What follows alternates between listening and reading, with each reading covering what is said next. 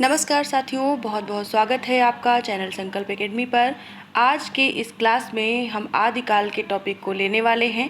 पिछले क्लास में हमने इसके पहले की पूर्व पीठिका और काल विभाजन, नामकरण और इसके पहले हिंदी साहित्य इतिहास लेखन को लिया हुआ है, जिसमें कि जितने वस्तुनिष्ठ प्रश्न बन सकते थे उन सभी को लगभग लिया गया है। आप भाग 1, भाग 2, भाग 3 देख सकते हैं। ये हमारा भाग 4 है, जिसमें कि भाग 4 से तात्पर्य हमारा ये है कि मतलब ये चौथी वीडियो है आपके टीजीटी पीजीटी कोर्स के से रिलेटेड। तो इसमें हम पूरे वीडियो में आज आदिकाल पर बात करेंगे, जिसमें प्रथम कवि व रचना भी लेंगे और साथ में सिद्ध साहित्य के प्रश्नों को भी हल करेंगे। तो आप सभी जल्दी से आ जाएं और शुरू करते हैं आज के क्वेश्चंस को। आदिकाल की पूर्व पीठिका से हमारा तात्पर्य है कि आदिकाल के नामकरण को लेकर के या उसके ऊपर जो भी कथन दिए गए हैं अन्य अन्य विद्वानों के द्वारा, उन पर पहले बात करेंगे। उसके बाद हम शुरू करेंगे सिद्ध साहित्य। तो देर न करते हुए शुरू करते हैं आज के प्रश्नोत्तर। आज के प्रश्नोत्तर में सबसे पहले हमारा जो प्रश्न है वो है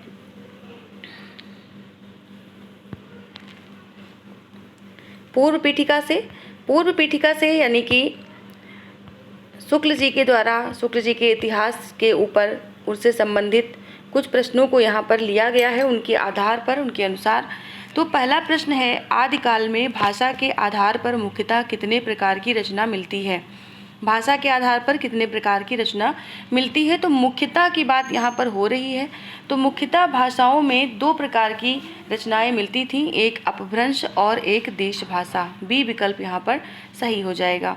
अगला प्रश्न है, प्राकृत की अंतिम अपभ्रंश अवस्था से ही हिंदी साहित्य का आविर्भाव माना जा सकता है। उपरोक्त कथन किस आलोचक का है? तो इसमें प्राकृत की अंतिम अपभ्रंश अवस्था से हिंदी साहित्य का आविर्भाव माना जा सकता है, तो इसे किसने कहा है, किस आलोचक का कथन है? तो ये कहा है डी ऑप्शन, रामचंद्र शुक्ल जी ने। अगला प्रश्न है, हिंदी साहित्य का आदिकाल संवत 1050 से लेकर संवत 1375 तक माना जाता है। इस प्रकरण में शुक्ल जी ने किन 2 राजाओं के नाम का जिक्र किया है?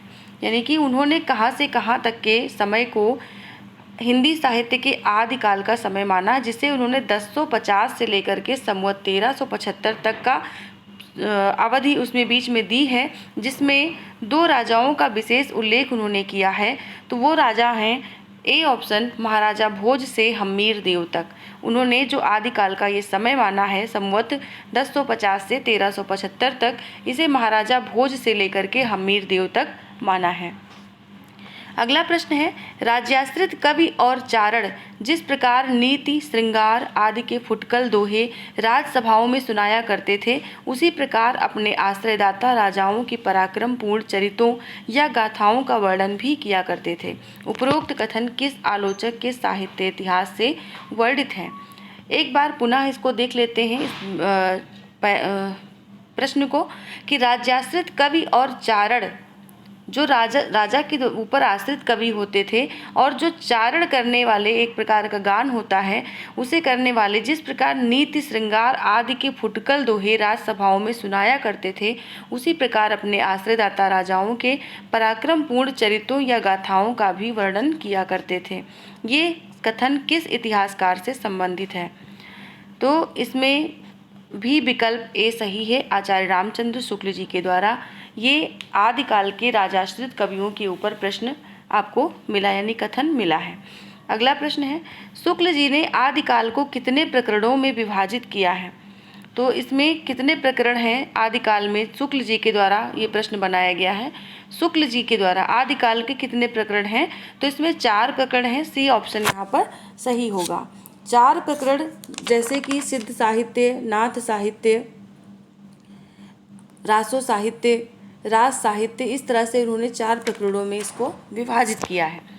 अगला प्रश्न है, शुक्ल जी के हिंदी साहित्य के इतिहास में प्राकृत भाषा की कितनी अवस्थाएं बताई गई हैं? प्राकृत भाषा की कितनी अवस्थाएं बताई गई हैं? तो इसमें सही उत्तर है 3 अवस्थाएं बताई गई हैं प्राकृत की। तो यहाँ पर ये ए वाला विकल्प सही होगा, ए ऑप्शन यहाँ पर सही होगा। अगला प्रश्न है, अपभ्रंश नाम पहल कहाँ से मिला? वल्लभी के राजा धारसेन प्रथम के शिलालेख से, या उन्हीं का नाम देख रहे हैं आप, चारों विकल्प में दिख रहा है, प्रथम, द्वितीय, तृतीय और चतुर्थ। तो इस प्रकार से कहाँ से सबसे पहले मिला? तो इसमें सही ऑप्शन जो है वो ये है कि अपभ्रंश नाम सबसे पहले मिला वल्लभी के राजा धारसेन द्वितीय के शिलालेख से, यानी कि धारसेन ही हैं लेकिन द्वितीय वाले हैं। ठीक है, तो ये यहाँ पर विकल्प सही होगा, बी विकल्प यहाँ पर सही है। अगला है, सिद्धों की उद्धृत रचनाओं की भाषा कैसी थी? सिद्धों की उद्धृत रचनाओं की, जो उदाहरण के रूप में रचनाएं मिलती थी, उनकी भाषा कैसी थी, जो इन विकल्प में दिया गया है। तो इसमें ए ऑप्शन यहाँ पर सही होगा, अपभ्रंश या पुरानी हिंदी। अगला प्रश्न है, पुरानी हिंदी काव्य भाषा का ढांचा कैसा था? तो इसमें जो पुरानी हिंदी काव्य भाषा थी वो किस प्रकार की हिंदी के रूप में देखने को मिलती है? तो ये बी ऑप्शन सही है, पश्चिमी हिंदी के रूप में मिलती है। अगला प्रश्न पूछ रहा है कि पाली भाषा प्राकृत की कौन सी अवस्था है? यानी कि प्राकृत की 3 अवस्थाएं जो बताई गई हैं उसमें से पाली जो है वो कौन सी अवस्था में आती है? तो ए ऑप्शन यहाँ पर सही होगा, प्रथम अवस्था। अगला प्रश्न है, आचार्य रामचंद्र शुक्ल के अनुसार हिंदी साहित्य का आविर्भाव माना जाता है कब से कब तक? तो ये माना जाता है प्राकृत की अंतिम अपभ्रंश अवस्था से। ठीक है, हिंदी साहित्य का आविर्भाव कब से माना जाता है रामचंद्र शुक्ल के आधार पर? तो प्राकृत की अंतिम अपभ्रंश अवस्था से हिंदी साहित्य का आविर्भाव माना जाता है। अगला प्रश्न है, आध्यात्मिक रंग के चश्मे आजकल बहुत सस्ते हो गए हैं, उन्हें चढ़ाकर जैसे कुछ लोगों ने मोतियाबिंद के पदों को आध्यात्मिक संकेत बताया है, उपर्युक्त कथन किस आलोचक का है? रामचंद्र शुक्ल जी का ये कथन है, बी विकल्प यहाँ पर सही है। और बी प्रश्न है, आदिकाल में प्रथम कवि किसे कहा गया है? तो विकल्प में सरयपाद हैं, तो डी विकल्प यहाँ पर ये सही होगा क्योंकि सर्वमान्य मत इन्हीं का आता है। अगला प्रश्न है, हिंदी लेखन में प्रथम मुस्लिम रचनाकार कौन है? तो ये हैं अब्दुल रहमान। इन्हें भी प्रथम कवि माना जाता है, लेकिन ये प्रश्न तब पूछा जाता है कि किसके अनुसार माना गया है, तब इसका उत्तर आपको देना होगा कि अब्दुल रहमान को किसने हिंदी का प्रथम कवि माना है। फिलहाल साधारणतया प्रश्न पूछा जाएगा कि मतलब प्रथम कवि किसे माना गया, तो वो सरयपाद को माना गया। यानी कि अगर सिर्फ इतना ही प्रश्न बने कि प्रथम कवि किसे कहा गया तो सरयपाद, आदिकाल में प्रथम कवि किसे कहा गया तो भी सरयपाद। ठीक है, अगला प्रश्न, गणपत चंद्रगुप्त ने किसे हिंदी का प्रथम कवि माना है? गणपत चंद्रगुप्त का जब नाम आता है तो मैंने एक ट्रिक एक वीडियो में दी है इसके पहले कि शालिभद्र सूरि को इन्होंने प्रथम कवि माना है, और इनको याद रखने के लिए मैंने रखा था एक ट्रिक जो है कि गढ़शाली, यानी कि अगर ये प्रश्न बने कि गणपत चंद्रगुप्त ने किसे हिंदी का प्रथम कवि माना है तो शालिभद्र सूरि को, तो गढ़शाली याद रखेंगे तो याद रहेगा कि गणपति से गढ़ से गणपति और शाली से शालिभद्र सूरि। अगला प्रश्न है, अब्दुल रहमान को हिंदी का प्रथम कवि किसने माना है? तो ये हैं हजारी प्रसाद द्विवेदी जी। इन्होंने अब्दुल रहमान है, ठीक है, यहाँ पर ला नहीं होगा, रा के ऊपर ही मात्रा होगी। अब्दुल रहमान हजारी प्रसाद द्विवेदी ने इनको प्रथम कवि माना है। अगला प्रश्न है, राम कुमार वर्मा ने हिंदी का प्रथम कवि किसे माना है? राम कुमार वर्मा के अनुसार हिंदी का प्रथम कवि कौन है? तो यहाँ पर ऑप्शन देख लेते हैं, पुष्पदंत, स्वयंभू, और इसके बाद ऑप्शन है सरयपा और अब्दुल रहमान। इन चारों में से किसे उन्होंने माना है? तो उन्होंने माना है, राम कुमार वर्मा ने स्वयंभू को पहला कवि माना है। अगला प्रश्न है, पुष्प या पुंड को हिंदी का प्रथम कवि किसने माना है? तो पुष्प या पुंड को शिव सिंह सेंगर ने हिंदी का प्रथम कवि माना है। अब यहाँ पर जैसे अभी मैंने गढ़शाली आपको एक ट्रिक दी कि गणपत चंद्रगुप्त के अनुसार शालिभद्र सूरि हिंदी के प्रथम कवि हैं, वैसे ही पुष्प या पुंड को किसने माना है या उन्होंने किसको माना है, तो इस पर भी एक ट्रिक छोटी सी है कि सेंगर ने शिव को पुष्प चढ़ाए। ठीक है, सेंगर ने शिव को पुष्प चढ़ाए। अब यहाँ पुष्प से हो जाएगा पुण्य कवि या पुष्प कवि, सेंगर से हो जाएगा शिव सिंह सेंगर। ठीक है, तो जो है यहाँ पर कि शिव सिंह सेंगर ने पुष्प या पुण्य को हिंदी का प्रथम कवि माना है। तो इस ट्रिक से आप इसको याद रख सकते हैं कि हाँ, सेंगर ने पुण्य या पुष्प कवि को प्रथम कवि माना है। अगला प्रश्न है, सरैपा को हिंदी का प्रथम कवि किसने माना है?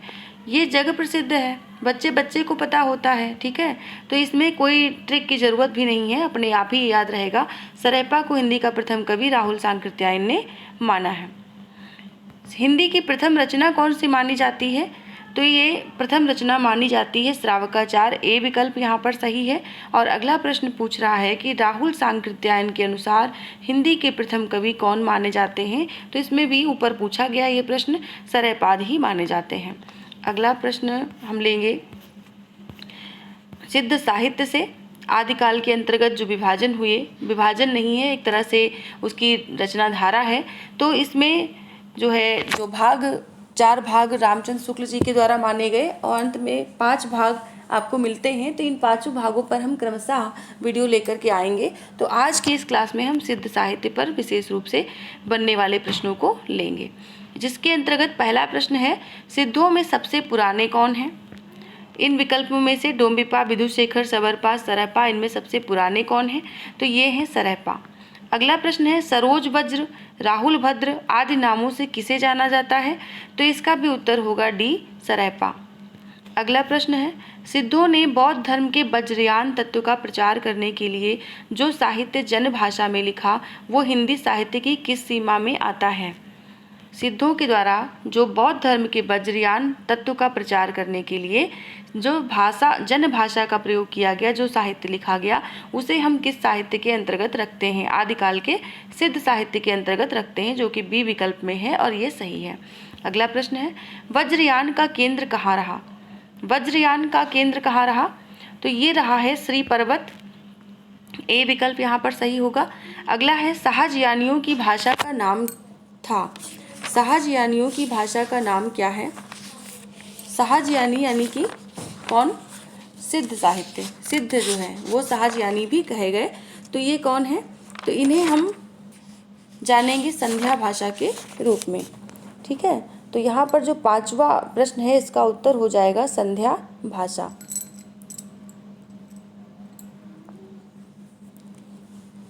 अगला प्रश्न है, संध्या के समान प्रकाश तथा अंधकार का मिश्रण किस भाषा में रहता है?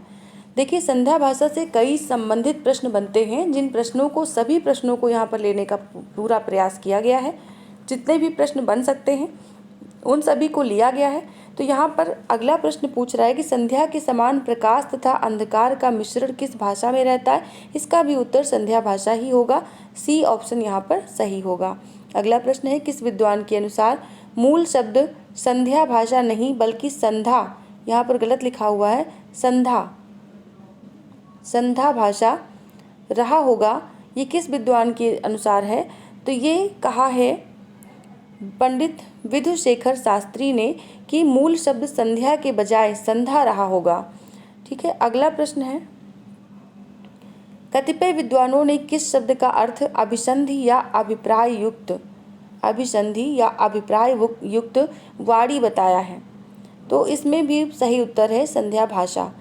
मतलब अधिकतर विद्वानों ने या कतिपय विद्वानों ने अभिसंधि या अभिप्राय युक्त वाणी बताया है। इसका भी उत्तर आपका होगा ए ऑप्शन, संध्या भाषा।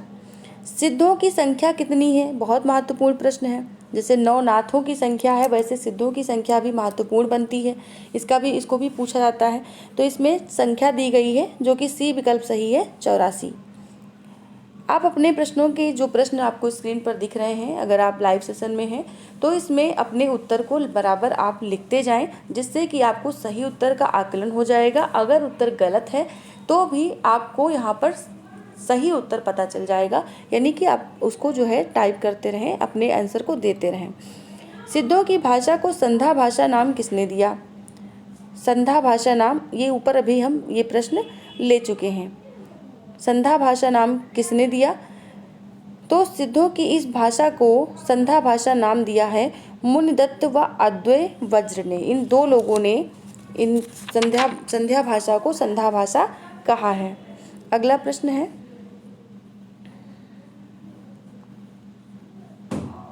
11वें नंबर का प्रश्न पूछ रहा है कि सरहपा को बंगला भाषा का प्रथम कवि किसने माना।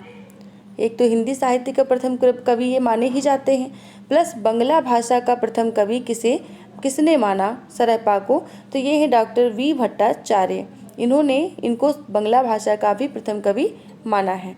अगला प्रश्न है सरहपा के कितने ग्रंथ बताए जाते हैं। सरहपा के लगभग 32 ग्रंथ बताए जाते हैं, जो कि बी ऑप्शन में है। बी ऑप्शन यहाँ पर सही होगा। हिंदी में सर्वप्रथम चौपाई और दोहा पद्धति का प्रयोग सर्वप्रथम किसने किया, तो ये प्रश्न भी बहुत ज़्यादा महत्वपूर्ण हो जाता है कि चौपाई और दोहा पद्धति का सर्वप्रथम प्रयोग किसके द्वारा हुआ, तो ये भी सरहपा के द्वारा हुआ। ए ऑप्शन यहाँ पर सही होगा। अगला प्रश्न है आक्रोश की भाषा का पहला प्रयोग सरहपा में ही दिखाई देता है, ये कथन किस आलोचक का है। आक्रोश की भाषा का, तो यहाँ पर सही उत्तर होगा डी बच्चन सिंह। अगला प्रश्न है सिद्धों का संबंध बौद्धों की किस शाखा से हुआ। सिद्धों का संबंध बौद्धों की किस शाखा से हुआ, तो ये है सही उत्तर वज्रयान। आप जानते हैं वज्रयान और हीनयान दो शाखाएं बौद्धों में यानी बौद्ध धर्म में अपनाई गई, हीनयान और वज्रयान। तो जो सिद्धों ने अपनाया, सिद्धों का संबंध बौद्धों की वज्रयान शाखा से है, ये प्रश्न भी महत्वपूर्ण हो जाता है। अगला प्रश्न है प्रथम सिद्ध सरहपा 769 ईस्वी जिनका कि समय है, किस पर अधिक बल देते थे। सिद्ध जीवन पर, गृहस्थ जीवन पर, सहज जीवन पर या सन्यासी जीवन पर। सिद्ध सरहपा है यहाँ पर 769 ईस्वी इनका समय है, तो ये सहज जीवन पर बल देते थे। सी विकल्प यहाँ पर सही होगा। अगला प्रश्न है मुनिदत्त तथा अद्वैय वज्र ने किसकी भाषा को संध्या भाषा कहा है। तो सिद्धों की भाषा को संध्या भाषा उन्होंने संध्या नहीं, यहाँ पर होगा संध्या भाषा किसकी भाषा को कहा है, तो मुनिदत्त और अद्वैय वज्र ने सिद्धों की भाषा को संध्या भाषा कहा है। अगला प्रश्न है निम्नांकित में से कौन सा कथन सिद्ध साहित्य के लिए असत्य है। तो चारों कथनों को पहले हम यहाँ पर पढ़ लेते हैं और फिर आपको इसमें से असत्य कथन को छांटना है। तो पहले तो असत्य को अंडरलाइन कर लें। सरहपा सिद्ध साहित्य के पहले कवि हैं। सिद्ध साहित्य की रचना चर्यापदों तथा दोहों में हुई है। सिद्ध साहित्य में प्रयुक्त भाषा पिंगल है। सहज साधना की ओर सिद्ध साहित्य, सिद्ध है यहाँ पर धा लगा हुआ नीचे, सिद्ध साहित्य का झुकाव था। इसमें जो असत्य कथन है वो कौन सा है, तो सिद्ध साहित्य में प्रयुक्त भाषा पिंगल है, ये जो है असत्य कथन है, क्योंकि आप जानते हैं बार बार ये प्रश्नों में आया कि इसमें संध्या भाषा का प्रयोग हुआ है, तो पिंगल नहीं है। बाकी सभी कथन इसमें सही हैं। सरहपा को सिद्ध साहित्य का पहला कवि माना जाता है।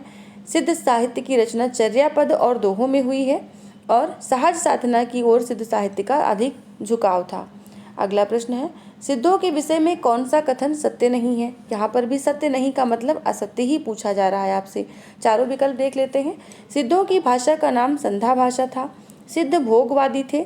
सिद्ध कनकथा योगी थे। सिद्ध निरीश्वरवादी थे। तो यहाँ पर क्या कथन सही है, मतलब क्या कथन सही नहीं है, तो सिद्ध जो है वो कनकथा योगी थे। कनकथा से तात्पर्य यहाँ पर कनफटा से है। कनफटा योगी नाथों को कहा जाता है, जो कि सिद्धों से संबंधित नहीं है। अगला प्रश्न है सिद्ध कवियों द्वारा प्रयुक्त भाषा को क्या कहा जाता है, तो संध्या भाषा कहा जाता है। अगला प्रश्न लेंगे। अगला प्रश्न है सिद्धों की साधना में शून्य का पूरक तत्व था। सिद्धों की साधना में शून्य का पूरक तत्व क्या था इसमें से, तो इसमें वज्र, अग्नि, चित्र, ज्ञान, इनमें से सिद्धों की भाषा में जो शून्य है उस शून्य को ज्ञान का पूरक तत्व मानते हैं, यानी डी ऑप्शन यहाँ पर सही होगा। 84 सिद्धों के नाम किस ग्रंथ में दिए गए हैं। सर्वप्रथम ये 84 सिद्धों के नाम किस ग्रंथ में मिलते हैं, तो ये मिलते हैं वर्ण रत्नाकर में। अगला प्रश्न है विनय तोष भट्टाचार्य के अनुसार सरयपात का समय क्या है। विनय तोष भट्टाचार्य के अनुसार सरयपात का समय पूछा जा रहा है, जो कि 690 या 690 अर्थात 633 ईस्वी के लगभग ये इनका समय है। संवत 690 और लगभग 633 के आसपास का समय, तो ये विनय तोष भट्टाचार्य के अनुसार सरयपा का समय माना गया है। चर्यापद क्या है, बार बार आप प्रश्नों में सुन रहे हैं चर्यापद। तो चर्यापद का मतलब है पुस्तक। ए ऑप्शन सही होगा, यानी कि पुस्तक। अगला प्रश्न है सिद्धों का दोहा और चर्यापद संत साहित्य में किसमें रूपांतरित हो गया? साखी सबदी, ये आप देखेंगे तो आपको लगेगा कबीर वाला है, लेकिन साखी और सबदी का मतलब सिर्फ कबीर की रचना से नहीं है। जो सिद्धों के दोहा और चर्यापद लिखे गए वो भी बाद में समय के साथ साखी और सबदी में परिवर्तित हो गए, जो कि रूपांतरित हुए। ये प्रश्न भी महत्वपूर्ण है। अगला प्रश्न है, लुइपा का जन्म किसके शासन काल में हुआ? लुइपा का जन्म किसके शासन काल में हुआ? ये भी एक सिद्ध है लुइपा। इनका जन्म हुआ धर्मपाल के शासन काल में। अगला प्रश्न है, सरैपा किसके गुरु थे? सरैपा किसके गुरु थे? ये थे सबरपा के गुरु। लुइपा का जन्म कब हुआ? ये महत्वपूर्ण सिद्ध कवि हैं जिनके बारे में कि आपको जो प्रश्न यहाँ पर पूछे जा रहे हैं ये लगभग पुराने परीक्षाओं के आधार पर लिए गए हैं, या थोड़ा सा कुछ नया करने के लिए, कुछ नई जानकारी देने के लिए कुछ विशेष प्रश्न यहाँ पर तैयार किए गए हैं। सरैपा किसके गुरु थे? सरैपा सबरपा के गुरु थे। लुइपा का जन्म कब हुआ? लुइपा का जन्म 773 ईस्वी में हुआ। 773 ईस्वी में हुआ। अगला प्रश्न है, लुइपा किसके शिष्य थे? लुइपा के गुरु कौन थे? तो ये भी सबरपा थे। लुइपा जो है सबरपा के शिष्य थे। सिद्ध साहित्य में दोहा कोश की रचना किस भाषा में हुई? दोहा कोश जो रचा गया सिद्ध साहित्य में, इसकी रचना किस भाषा में हुई है? तो ये परिनिष्ठित अपभ्रंश भाषा में हुई है। आपने शुरुआत में ही एक प्रश्न पढ़ा जिसमें कि अपभ्रंश और सिद्ध साहित्य में अपभ्रंश के दो रूप लिए गए, खासकर आदिकाल में, एक देश भाषा और एक अपभ्रंश, जिसमें कि परिनिष्ठित अपभ्रंश में सिद्ध साहित्य में दोहा कोश की रचना हुई है। अगला प्रश्न है, कड़पा का जन्म किस प्रदेश में हुआ?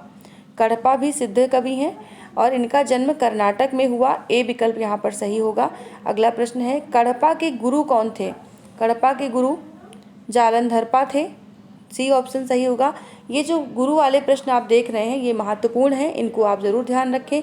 लुइपा के गुरु, सरैपा के गुरु और कड़पा के गुरु, तो ये इम्पोर्टेंट है, इनको भी आप ध्यान रखें।